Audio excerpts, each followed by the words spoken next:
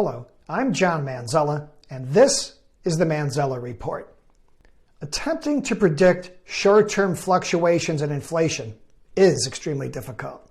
However, if you look at the evolution of globalization, which has a major impact on inflation, accurately predicting long-term inflation trends is a bit easier. So let me start with what globalization is and how it's evolving. Advances in telecommunications, transportation, and finance led to the integration of national markets through trade and investment.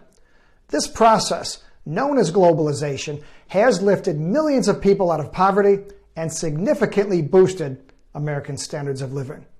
But globalization is like fire. It can cook your food, keep you warm, or burn your house down. It's been tremendous for American companies that produce products and services rich in intellectual property, and for U.S. workers engaged in lifelong learning. However, it's presented new challenges for companies that manufacture low-tech products and for employees with limited skills. Now, a major aspect of globalization has involved offshoring. This is the practice of moving production from high-wage countries like the U.S. to low-wage ones. Now, the offshoring of computer hardware in the 1990s, for example, resulted in a 10 to 30% drop in computer costs. In turn, sales of PCs, productivity, and growth soared. And in the end, many new jobs emerged in the U.S., far exceeding those lost to offshoring. But that's not all. Over the last several decades, China has been a primary exporter to the U.S. of inexpensive products like clothes, toys, furniture, and electronics. This, combined with lower costs derived from offshoring, has enabled American consumers to buy much more with less, stretching the dollar in a way that has subsidized the standard of living for millions of middle and lower income Americans. This has undoubtedly put downward pressure on inflation. Now, according to the St. Louis Federal Reserve Bank, average inflation was 2.4% for the period of 1990 through 2020. How much downward impression offshoring and low-cost imports put on inflation is unknown. However, I'm guessing it's likely significant. But as globalization evolves, the inflation rate is likely to rise. And let me explain. Over the last several years, globalization has been adapting to a number of factors, including increasing Chinese costs, shifting trade trends primarily due to U.S.-China tensions and the trade war, and COVID-19. Now, for several years, Chinese import prices, as well as the costs associated with offshoring there, have been rising for a variety of reasons. For one, China has a serious worker shortage due to its 1980 one-child policy. And although this policy has been terminated, the damage is done.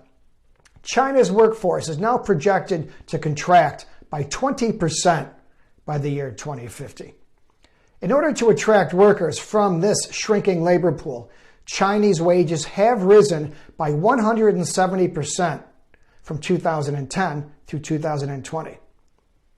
In addition, the trade war begun under the Trump administration has added U.S. tariffs to Chinese imports, driving up costs to American consumers. Plus, as U.S. supply chains diversify away from China to minimize risks should U.S.-Chinese trade tensions worsen, and toward lower Asian countries like Vietnam, other problems are playing a role. Their working populations are small, their infrastructure typically poor, and their quality often lower when compared to China. And they can't match China's output. Since COVID-19 began and U.S.-Chinese tensions have ramped up, we've changed the way we view and evaluate risk. In turn, U.S. companies are focusing more on risk reduction than efficiency gains and tossing out just-in-time inventory strategies, which have often turned into just-too-late failures.